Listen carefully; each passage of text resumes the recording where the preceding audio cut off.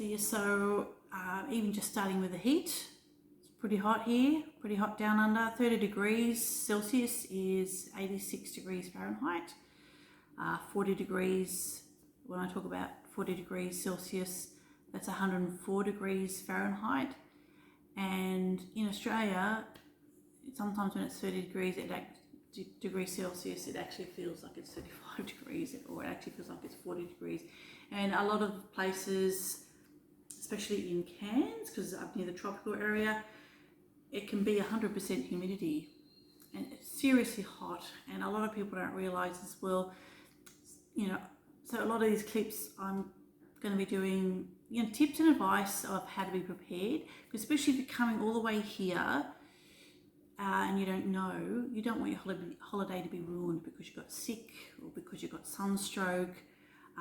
Because you didn't know, how to prepare. Even as an Australian, I sometimes might forget to put SPF on, or I might forget to put a hat on, or whatever, and you can actually severely injure yourself and end up in hospital, and in some cases die if you're not prepared, or if you're not, especially if you're going into the rainforest.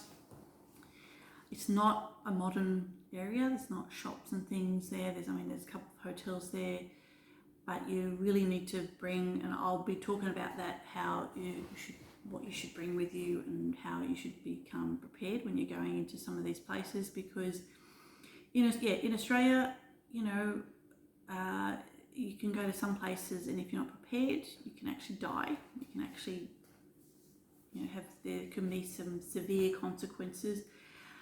So I'll be talking about things like that, so you can at least make the most of your time here and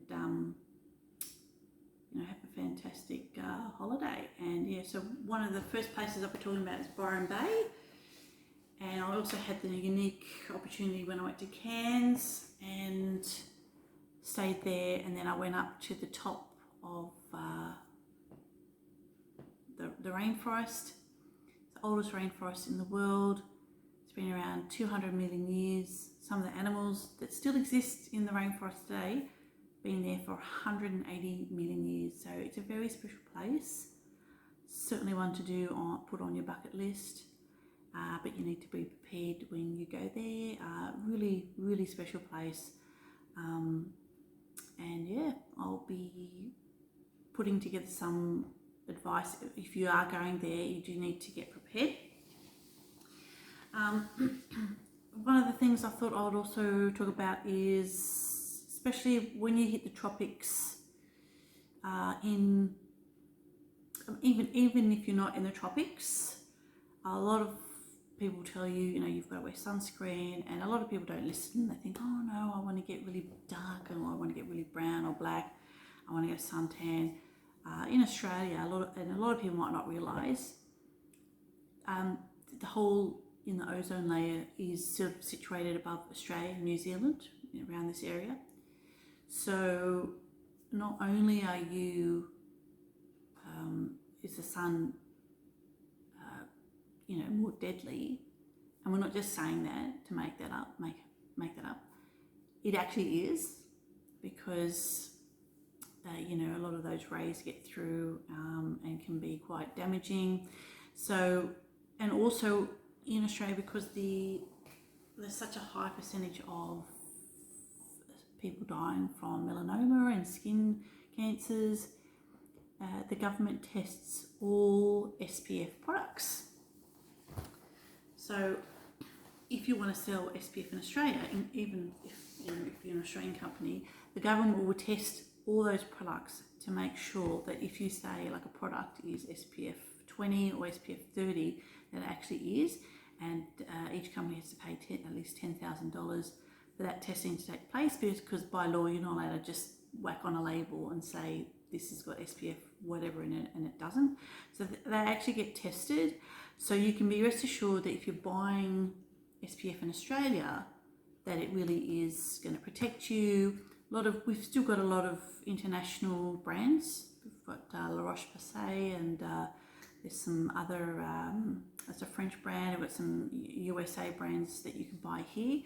And the reason why I mention that is because, I had like a friend come to visit, and they brought it, they were American and brought some friends, and they were going out in the sun when I was staying here, and they'd come back, and I thought to myself, are they getting burnt? I said, are you putting SPF on?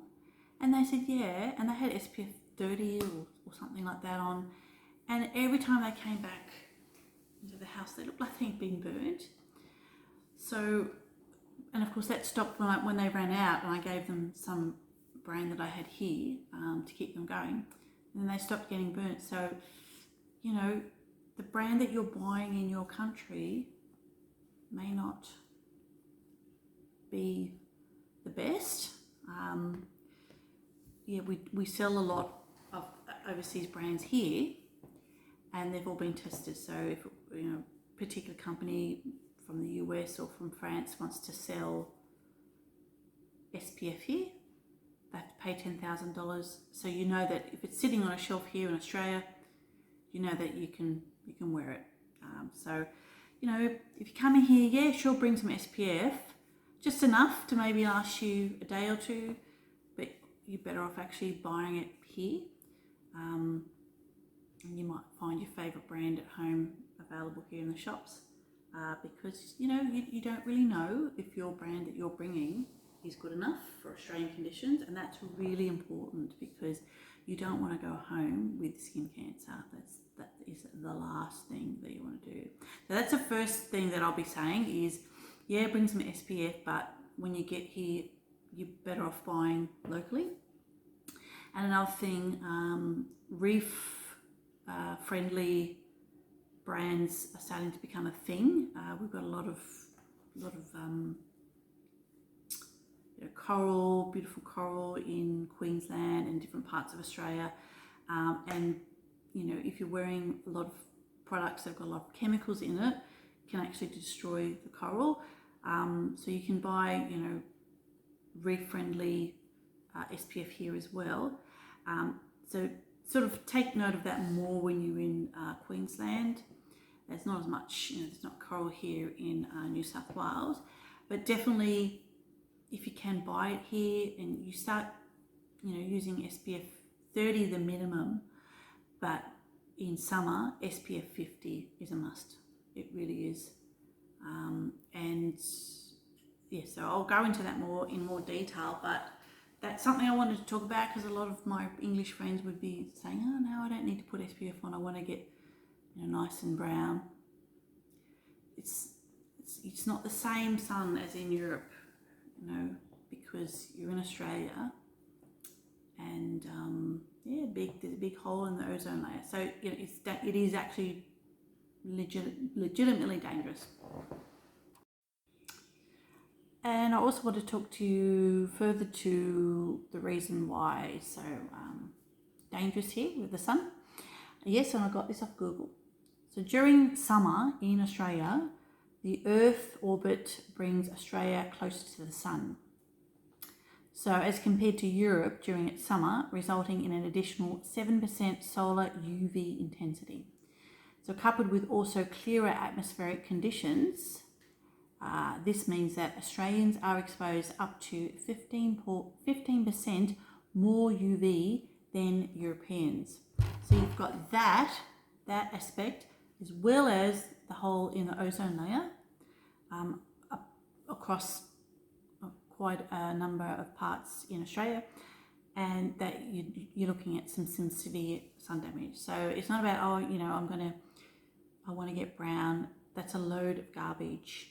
Even with SPF, I had SPF 50 on when I was in the Daintree Rainforest, and I even had shade from the rainforest at some points when I was walking through. I wasn't even in the sun, and I still got burnt.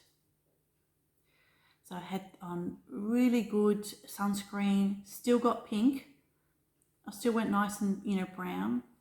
And I think one day I forgot my hat and I had terrible sunstroke. I mean, you can actually die from that, from heat stroke. So, you know, it's not a laughing matter. It's not, it's something quite serious, SPF and covering yourself. So I wanted to say that in the beginning, that's no matter where you go in Australia, SPF, even if it's somewhere cold, you can still get really damaged by the sun. So now that I've, you know, given the exact reasons why, there's no excuse. Okay, so anyway, I hope you enjoy my little clips.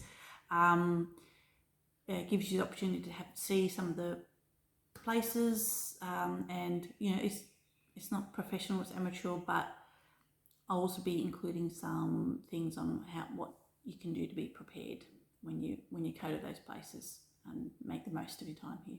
Okay.